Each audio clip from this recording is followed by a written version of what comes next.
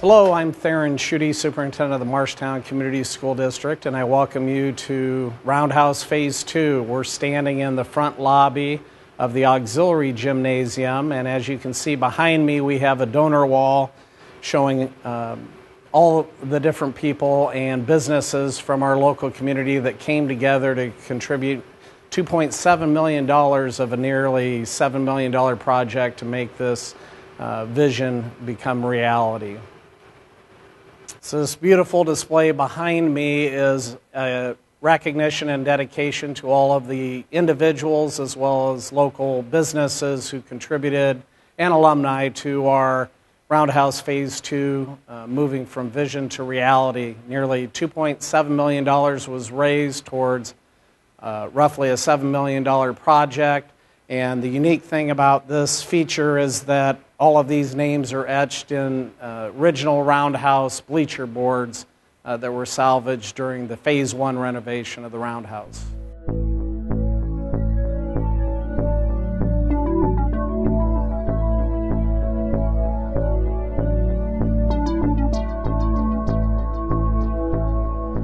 Part of the project and a tribute to Allie Morrison, this is our Wall of Honor recognizing all of our wrestling student athletes that have placed at the state wrestling championships from 1921 till present day. And so we've got all first through eighth place listed here, superimposed on an Olympic picture of Allie Morrison. So this graphic illustrates kind of the beginning and the rebirth of Marshalltown Bobcat Wrestling. Coach Kingsbury would have been the last coach in the 1920s to coach the Bobcats before the Great Depression, we believe, caused the sport to disappear, and then the sport came back in 1964-1965 school year when the Roundhouse was built. And Gene Luttrell was the head wrestling coach at that time for the first decade of the rebirth of Bobcat Wrestling. So this is our beautiful auxiliary space for wrestling practice. It is approximately 13,000 square feet in total space. It accommodates 3 regulation-sized wrestling mats and then the equivalent of about another half for practice and drilling spaces, and we also have some drilling dummies up on the wall. There's an area that's cut out that'll be for exercise and training as well, but this is a well-deserved space for our Bobcat student-athlete wrestlers who haven't had a real wrestling room since the program started in 1921. This graphic, which is a motivation graphic for our Bobcat wrestlers, is illustrating Wells Fargo Arena, the state finals championships for the Iowa State Wrestling Championships, and Pedro Gomez is our last Bobcat who won the state championship. It's got him on the championship mat for 3A. This is our new auxiliary gymnasium, a multi-purpose space for our student athletes. This is going to be a great addition for extra space for physical education classes, as well as for all our extracurricular activities. And so as you can see, we've got the opportunity for volleyball nets to be used. We've got we've got 1 full basketball court and 2 partial basketball practice courts in this facility. That's about 20,000 square feet. We have a batting cage behind me for baseball, softball, golf. We also have future plans to hopefully install a rock wall within this facility, concessions, and a nice overlooking balcony area there. We've got seating for spectators. We intend for some of our underclassmen events like 9th grade games to be performed here in this gymnasium.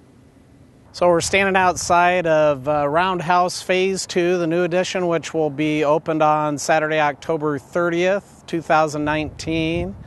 And before us is athletic silhouettes. The artwork is called Motion Up, that Marshalltown High School graduate Ed Ware from 1981 designed, and we used actual photographs of former student athletes who exemplified excellence in their respective sports. So going from left to right, we've got Mike Mann in wrestling, Kirsten Beach in basketball, Michaela Palmer in dance, drill team, Kate Greer in cross country, Kristen Lankema in tennis, Lori Sudden in softball, Rebecca Albert in volleyball, Dean Fogarty track and field, Jeff Clement baseball, Ray Wiggin bowling, Calvin Spencer football, Annalise Ioli in drill, Christy Spear in cheerleading, and Heather Gross, or Van Buren now, in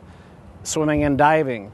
Unfortunately, we're missing one of our silhouettes, which is soccer, so that will, hopefully within the next couple weeks, we'll get that installed, but that will be Luke Bowler for soccer. This will now become one of the new main entries for the high school for our students when they park in the parking lot on either the north or the east side of the building here. So we're excited to have a nice wide thoroughfare for them to enter the building on this side if they're parking on this side of the building to correspond with the other side of the roundhouse.